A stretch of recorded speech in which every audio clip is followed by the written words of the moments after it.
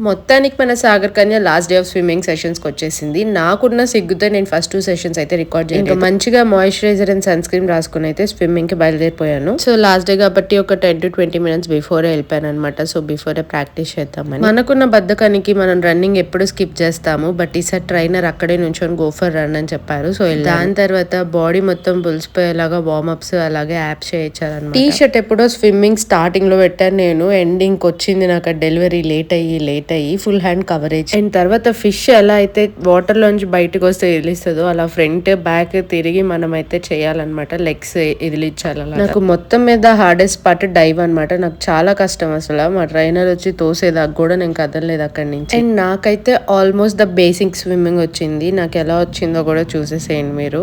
And ఒక 8 sessions లో ఇంత కవర్ చేసామంటే రెగ్యులర్ గా వస్తే ఇంకా బాగా వస్తుంది. సో ప్రాక్టీస్ వల్లనే ఏదైనా సరే మనం రెగ్యులర్ గా చేస్తేనే వస్తుంది. Swimming is not easy guys. Last లో ఇలా పట్టుకొని స్కైని చూస్తే ఉంటది. ఆ ఫీల్ చేసేవాడికే తెలిసిద్ది. సో ఇంకా వచ్చేటప్పుడు అయితే తినరాలేదనమాట. ఇక్కడ నుంచి ఇంటికి వెళ్ళడానికి కూడా ఎనర్జీ లేదు. సో ప్రోటీన్ బార్ అయితే అక్కడే తినేసి వచ్చేసాను. ఇంకా అక్కడే ఫ్రెష్ అయిపోయి బయటకు వస్తుంటే బైక్ కనిపించింది. దీన్ని ఏం తెలిస్తే కామెంట్ చేయండి.